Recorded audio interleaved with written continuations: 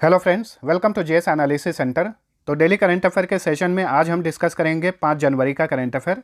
साथ ही इसका पीडीएफ इस वीडियो के डिस्क्रिप्शन से आप डाउनलोड कर सकते हैं। तो दोस्तों, आज का करंट अफेयर देखेंगे उससे पहले पिछले क्लास का क्विक रिवीजन कर लीजिए। पहला क्वेश्चन है, केंद्रीय रक्षा मंत्री राजनाथ सिंह ने 3 जनवरी 2021 को किस यूनिवर्सिटी में अंतरिक्ष विज्ञान और प्रौद्योगिकी में अनुसंधान के लिए कल्पना चावला केंद्र का उद्घाटन किया? चंडीगढ़ यूनिवर्सिटी में। लकड़ी के चूल्हे की जगह देश का पहला 100% एलपीजी युक्त राज्य कौन बना है? तो यह है हिमाचल प्रदेश। और ध्यान रखिए, कोविड-19 100% कोविड-19 टीकाकरण करने वाला भी यह भारत का पहला राज्य है। राजनीतिक गतिरोध के चलते किस देश के प्रधानमंत्री अब्दुल्ला हमदोक ने अपने पद से इस्तीफा दे दिया है? ये रिपब्लिक ऑफ सूडान के प्रधानमंत्री हैं। हाल ही में इन्होंने इस्तीफा दे दिया है। केंद्र सरकार के अनुसार आर्थिक रूप से कमजोर वर्ग के श्रेणी में आने के लिए उच्चतम पारिवारिक आय सीमा क्या है? 8 लाख रुपए सालाना। क्रिकेट के प्रोफेसर कहे जाने वाले किस देश के दिग्गज ऑलराउंडर मोहम्मद हफीज ने अंतर्राष्ट्रीय क्रिकेट से संन्यास ले लिया है? ये पाकिस्तानी क्रिकेटर हैं। हाथी दंत व्यापार के खिलाफ अभियान के लिए विश्व प्रसिद्ध केन्या के किस संरक्षणवादी और जीवाश्म विज्ञानी का हाल ही में निधन हो गया? Richard leaky. फीडे विश्व ब्लिज शतरंज चैंपियनशिप 2021 में पुरुष वर्ग का खिताब किसने जीता? फ्रांस के मैक्सिम वाचियर लाग्रेव ने। वहीं महिला वर्ग में इस चैंपियनशिप का खिताब जीती कजाकिस्तान की बीबीसार असौबाएवा ने। नेक्स्ट, जम्मू और कश्मीर बैंक के नए प्रबंध निदेशक और मुख्य कार्यकारी अधिकारी यानी एमडी एंड सीईओ कौन बने हैं? तो ये हैं बलदेव प्रकाश। किस टेक कंपनी ने $125 मिलियन की लागत से एलिस इंडिया और ग्रीन इन्वेस्टमेंट्स का अधिग्रहण कर लिया है? टेक महिंद्रा ने। भारत में 15 से 18 साल के आयु के बच्चों के लिए कोविड टीकाकरण की शुरुआत किस दिन की गई? 3 जनवरी 2022 को। वैसे ये बात बताइए, भारत में पहली बार टीकाकरण की शुरुआत कब की गई थी? 16 जनवरी 2021 को। ठीक है। 2 जनवरी 2022 को 81वीं अखिल भारतीय प्रौद्योगिकी प्रदर्शनी नुमाइश 2022 का उद्घाटन कहां पर किया गया? हैदराबाद में। 15 फरवरी तक यानी 1.5 महीने तक इस प्रदर्शनी का आयोजन किया जाएगा हैदराबाद में। पेपरलेस कोर्ट बनने वाला देश का पहला हाई कोर्ट कौन बना है? Kerala high court. Vistara airlines के नए सीईओ कौन बने हैं? विनोद कन्नन। तो अब चलिए, आज का पहला क्वेश्चन है, 4 जनवरी 2022 को कौन सा विश्व ब्रेल दिवस मनाया गया? तो देखिए, हर साल 4 जनवरी को विश्व ब्रेल दिवस मनाया जाता है। 2022 में इस दिवस का ये चौथा संस्करण था। Option B right answer. पहली बार ये दिवस मनाया गया था 2019 में। अच्छा, किसकी याद में 4 जनवरी को हर साल ये दिवस मनाया जाता है? लुई ब्रेल की याद में, जिन्होंने ब्रेल लिपि का आविष्कार किया था नेत्रहीन लोगों के लिए। और ब्रेल लिपि का आविष्कार इन्होंने कब किया था? 1824 ईस्वी में। मात्र 15 साल की आयु में इन्होंने ब्रेल लिपि का आविष्कार किया था। लुई ब्रेल कहाँ के रहने वाले थे? फ्रांस के रहने वाले थे। ठीक है। इनका जन्म हुआ था 4 जनवरी 1809 को। तो इन्हीं की याद में इनके जन्म दिवस के अवसर पर हर साल 4 जनवरी को विश्व ब्रेल दिवस मनाया जाता है। चलिए, अगला क्वेश्चन है, पौष्टिक आहार के माध्यम से स्वास्थ्य जीवन को बढ़ावा देने के लिए केंद्रीय आयुष मंत्रालय ने पायलट प्रोजेक्ट के तौर पर कौन सी योजना शुरू की है? तो देखिए, पौष्टिक आहार के माध्यम से स्वास्थ्य जीवन को बढ़ावा देने के लिए यानी लोगों के बीच पौष्टिक आहार के बारे में जागरूकता बढ़ाने के लिए हाल ही में केंद्रीय आयुष मंत्रालय ने आयुष आहार योजना की शुरुआत की है। वैसे अभी इसे दिल्ली के सिर्फ एक कैंटीन में शुरू किया गया है पायलट प्रोजेक्ट के तौर पर। आने वाले समय में हो सकता है कि इसे पूरे भारत में लॉन्च किया जाएगा। ठीक है। केंद्रीय आयुष मंत्री हैं सर्बानंद सोनोवाल। उन्होंने इस योजना की शुरुआत की है। हाल ही में $3 ट्रिलियन मार्केट कैप के आंकड़े को छूने वाली दुनिया की पहली कंपनी कौन बन गई है? देखिए, $1 ट्रिलियन बराबर होता है वर्तमान में 1000 बिलियन डॉलर के।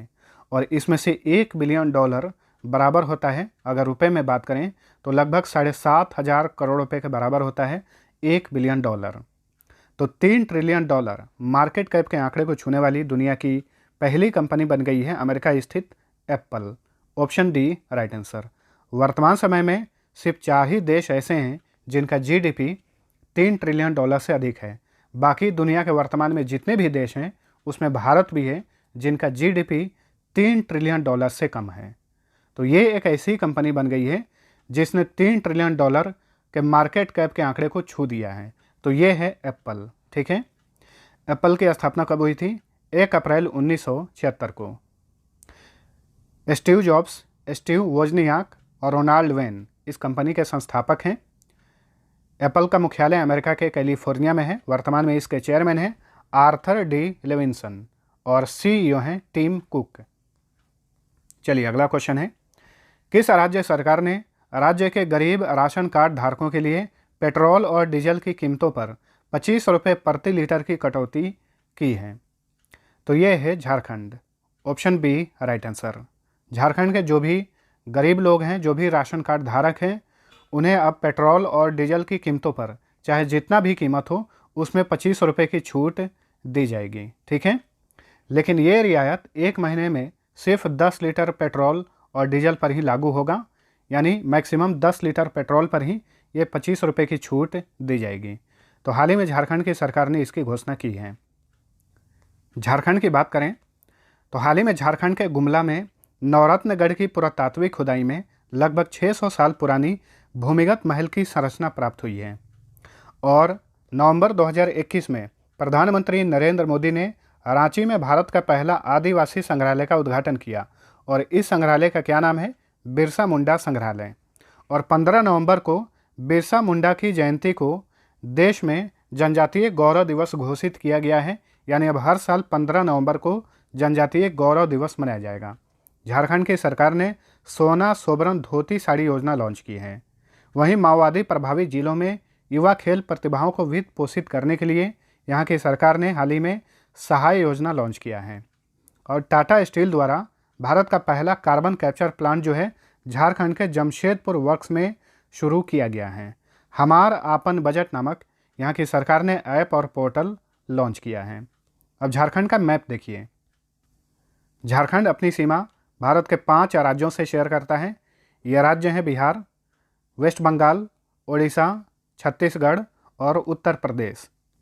झारखंड का गठन हुआ था बिहार से अलग करके 15 नवंबर 2000 ईस्वी को। वर्तमान में जिलों की संख्या 24 है। राजधानी रांची, मुख्यमंत्री हेमंत सोरेन, गवर्नर हैं रमेश बैस, डॉक्टर रवि रंजन ये झारखंड हाई कोर्ट के मुख्य न्यायाधीश हैं। झारखंड का हाई कोर्ट रांची में है। झारखंड में लोकसभा सीट की संख्या 14, राज्यसभा सीट 6, विधानसभा सीट की संख्या 81 है। जवाहरलाल नेहरू चिड़ियाघर ये बोकारो में है। टाटा स्टील चिड़ियाघर जमशेदपुर में है। तातो लोई गर्म पानी झरना ये दुमका में है। झारखंड का राजकीय पशु है हाथी, राजकीय पक्षी कोयल, राजकीय वृक्ष साल, राजकीय फूल पलाश है। हेरो, सोहराय, जापी, जतरा, जदुर, डोमकच तथा कर्मा यहाँ के प्रसिद्ध लोक नृत्य हैं, यानी फोक डांस हैं। बेतला नेशनल पार्क, उद्धव पक्षी विहार और चंद्रपुर पक्षी विहार ये भी झारखंड में है। Dalma wild life sanctuary, Gautam Buddha wild life sanctuary, Hazaribagh wild life sanctuary, Palamu wild life sanctuary, Parasnath wild life sanctuary, Palkot wild life sanctuary सारे झारखंड में हैं। मैथन डैम, तिलैया डैम बराकर नदी पर है। कोनार डैम कोनार नदी पर, पंचेत डैम और तेनुघाट डैम ये दामोदर नदी पर हैं। मुंडा, हो, बिरहोर, असुर, कोरबा, संथाल और ओरांव यहाँ के प्रमुख ट्राइब्स हैं। चलिए अगला क्वेश्चन। 3 जनवरी 2021 को केंद्रीय शिक्षा और कौशल विकास मंत्री धर्मेंद्र प्रधान ने national educational alliance for technology यानी नीट का कौन सा संस्करण लॉन्च किया? तो केंद्रीय मंत्री धर्मेंद्र प्रधान ने नीट का तीसरा संस्करण लॉन्च किया है, यानी नीट 3.0 को लॉन्च किए हैं केंद्रीय मंत्री धर्मेंद्र प्रधान। तो ऑप्शन ए राइट आंसर। अब ये नीट क्या है इसके बारे में जान लीजिए। तो नीट को अखिल भारतीय तकनीकी शिक्षा परिषद और एडटेक कंपनियों के साथ मिलकर शुरू किया गया है। इसका उद्देश्य भारत में शिक्षार्थियों की यानी छात्रों की सुविधा के लिए शिक्षा अध्यापन में सर्वश्रेष्ठ तकनीकी उत्पादों यानी टेक्निकल प्रोडक्ट्स को एक मंच पर लाना है। नीट की शुरुआत कब की गई थी? जनवरी 2020 में। केंद्रीय गृह सचिव अजय कुमार भल्ला ने साइबर अपराध को नियंत्रित करने के उद्देश्य से किस नाम से एक त्रैमासिक न्यूज लेटर लॉन्च किया है? तो देखिए, केंद्रीय गृह सचिव अजय कुमार भल्ला, इन्होंने हाल ही में एक त्रैमासिक न्यूज लेटर लॉन्च किया है। इसका नाम है साइबर प्रवाह, यानी हर 3 महीने पर इस न्यूज लेटर को प्रकाशित किया जाएगा। किसके द्वारा? भारतीय साइबर अपराध समन्वय केंद्र द्वारा इस न्यूज़लेटर को हर 3 महीने पे प्रकाशित किया जाएगा। इसका नाम है साइबर प्रवाह। इसके अलावा केंद्रीय गृह सचिव अजय कुमार भल्ला ने 2 मैनुअल भी लॉन्च किया है। एक है cyber hygiene for cyber space do's and don't basic manual और एक है cyber hygiene for cyber space do's and don't advance manual. ठीक है, तो साइबर अपराध पर रोक लगाने के लिए ये मैनुअल और न्यूज़लेटर लॉन्च किए गए हैं। 11वें बहुराष्ट्रीय नौसैनिक युद्धाभ्यास मिलान 2022 का विषय क्या है? तो इस बार जो मिलान युद्धाभ्यास का आयोजन किया जाएगा ये 11वां संस्करण होगा। इसका थीम निर्धारित किया गया है कैमरेडरी, कोहेशन एंड कोलैबोरेशन। इस थीम को हिंदी में बोलेंगे भाईचारा, सामंजस्य और सहयोग। भारत ने इस युद्धाभ्यास में भाग लेने के लिए 46 देशों को आमंत्रित किया है। तो मिलान जो है ये एक बहुराष्ट्रीय नौसैनिक युद्धाभ्यास है। इस बार इसका आयोजन कहाँ पर किया जाएगा? आंध्र प्रदेश के विशाखापट्टनम में फरवरी के अंत में इसका आयोजन किया जाएगा। हर 2 साल पर इस युद्धाभ्यास का आयोजन किया जाता है। इसकी शुरुआत की गई थी 1995 में। अब दोस्तों हाल ही फिलहाल में यानी 2021 में जो भी महत्वपूर्ण युद्धाभ्यास आयोजित किए गए हैं इनका एक बार फटाफट अच्छे से रिवीजन कर लीजिए। बहुराष्ट्रीय आपदा राहत अभ्यास जिसका आयोजन हाल ही में पुणे में किया गया था, इसका नाम है पैनेक्स 2021। ठीक है। एक्स डेजर्ट नाइट 2021 का आयोजन कहाँ पर किया गया था? जोधपुर में। और ये भी ध्यान में रखिएगा कौन सा युद्धाभ्यास किन 2 देशों के बीच में आयोजित किया जाता है। तो एक्स डेजर्ट नाइट ये आयोजित किया जाता है भारत और फ्रांस के बीच में। वहीं भारत और अमेरिका के बीच में 16वां युद्धाभ्यास 2021 का आयोजन राजस्थान के बीकानेर में किया गया था।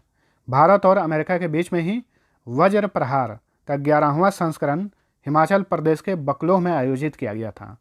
भारत और किर्गिस्तान के बीच में 8वां खंजर 2021 युद्धाभ्यास का आयोजन बिश्केक में किया गया था। किर्गिस्तान की राजधानी है बिश्केक।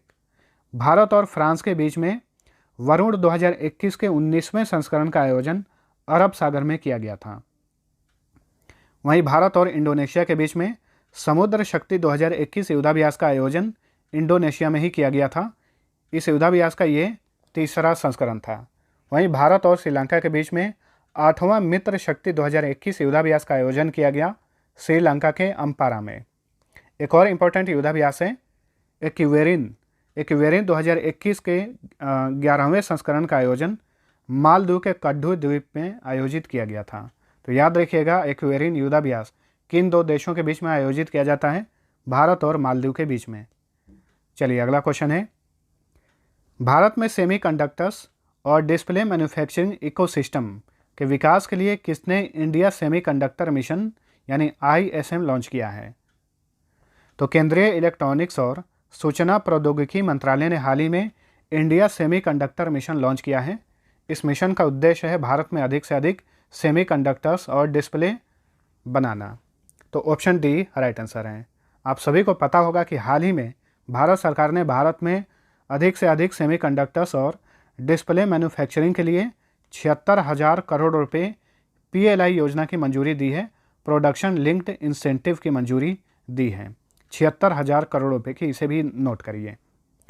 केंद्रीय इलेक्ट्रॉनिक्स और सूचना प्रौद्योगिकी मंत्री कौन है? अश्विनी वैष्णव हैं। उनके पास रेल मंत्रालय भी है। ठीक है।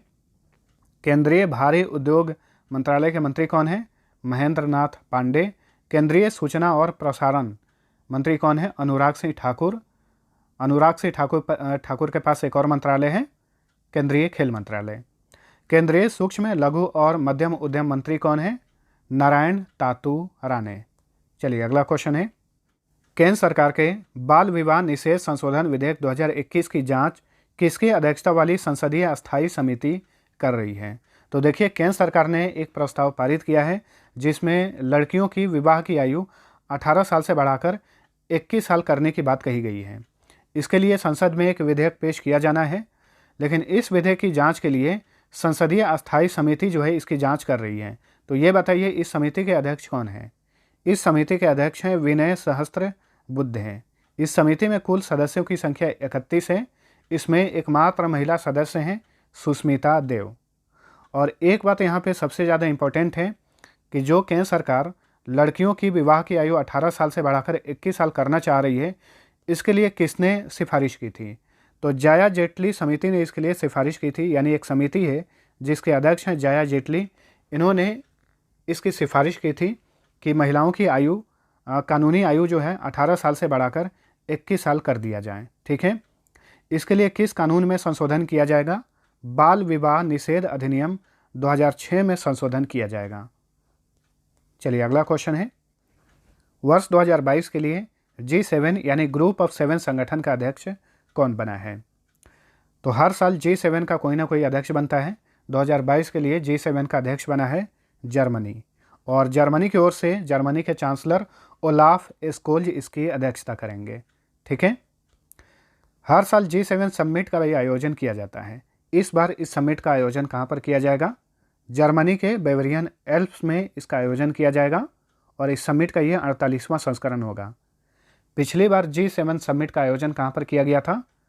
यूनाइटेड किंगडम के कैरबिस बे के कार्नवाल में 47वें G7 समिट का आयोजन जून 2021 में किया गया था।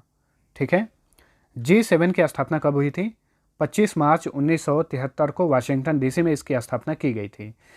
G7 के 7 सदस्य देश हैं, America, United kingdom, Japan, Germany, Italy, Canada और फ्रांस। ठीक है, ध्यान रखिएगा भारत जो है G7 का सदस्य देश नहीं है।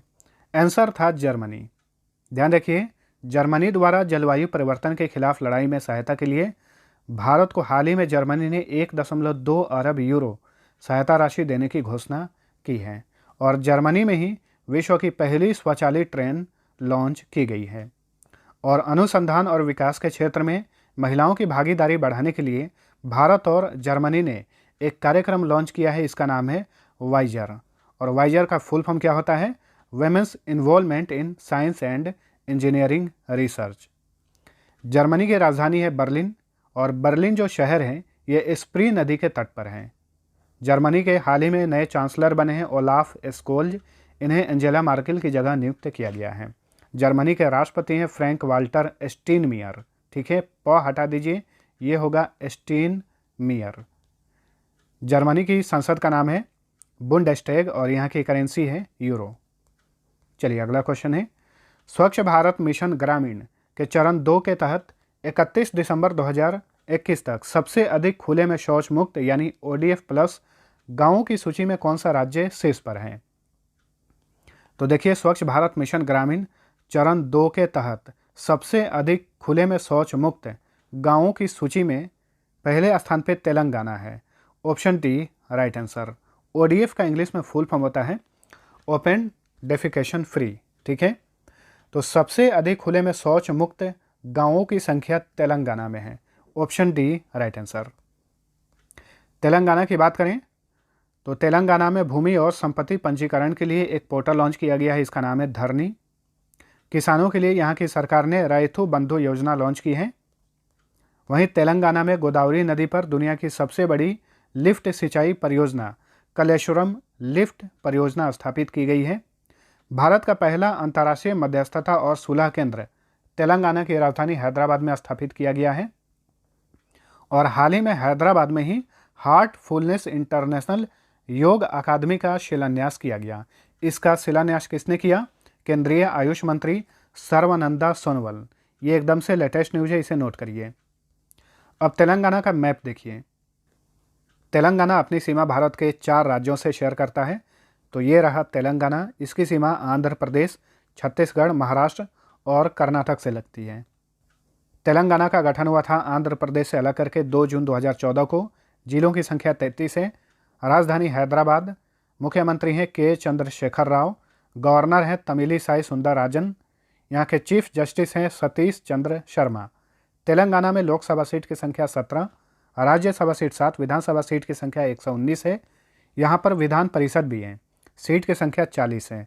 वर्तमान में भारत के 6 राज्यों में विधान परिषद है। ये राज्य हैं उत्तर प्रदेश, बिहार, महाराष्ट्र, कर्नाटक, आंध्र प्रदेश और तेलंगाना। तेलंगाना का राजकीय पशु हिरन, राजकीय पक्षी नीलकंठ, राजकीय वृक्ष जम्मी चेट्टू, राजकीय फूल तंगिड्डी पुव्वू है। पेरिनी सिवा टंडवम या पेरिनी थंडावम यहाँ का लोक नृत्य है। Mahavir Harina Vanasthali National Park Mrugavani National Park Telangana में है। Amrabad Tiger Reserve, Kawal Tiger Reserve, ये भी तेलंगाना में है। यहाँ पे बहुत सारे डैम भी हैं। नागार्जुन सागर डैम, कोयल सागर डैम कृष्णा नदी पर है, निजाम सागर डैम मंजीरा नदी पर है, मनेर डैम मनेर नदी, और श्रीपद सागर डैम गोदावरी नदी पर है। चलिए अगला क्वेश्चन है, जल शक्ति मंत्रालय के स्वच्छ गंगा के लिए राष्ट्रीय मिशन के नए महानिदेशक कौन बने हैं? तो देखिए, जल शक्ति मंत्रालय के स्वच्छ गंगा के लिए राष्ट्रीय मिशन के नए डायरेक्टर जनरल बने हैं G Ashok Kumar. Option A right answer. Option में और भी नाम है, वी एस पठानिया, इन्हें हाल ही में इंडियन कोस्ट गार्ड का डायरेक्टर जनरल बनाया गया है। विनय कुमार त्रिपाठी, ये हाल ही में रेलवे बोर्ड के नए चेयरमैन और सीईओ बने हैं। वासुदेवन पीएन, इन्हें हाल ही में इक्विटास स्मॉल फाइनेंस बैंक का मैनेजिंग डायरेक्टर और सीईओ नियुक्त किया गया है। अच्छा, ये बताइए वर्तमान में जल शक्ति मंत्री कौन है? गजेंद्र सिंह शेखावत हैं। नेक्स्ट, सार्वजनिक क्षेत्र की कंपनी तेल और प्राकृतिक गैस निगम यानी ओएनजीसी के प्रथम महिला चेयरमैन और प्रबंध निदेशक यानी सीएमडी कौन बनी है? तो ओएनजीसी की प्रथम महिला सीएमडी बनी है Alka Mittal. Option B right answer. इन्हें सुभाष कुमार की जगह नियुक्त किया गया है। ठीक है, ऑप्शन में और भी नाम है, इनकी भी नियुक्तियां हाल ही में की गई, इन्हें भी याद रखिएगा। गीता गोपीनाथ जो कि भारतीय मूल की हैं, ये हाल ही में इंटरनेशनल मॉनेटरी फंड की उप प्रबंध निदेशक बनी हैं।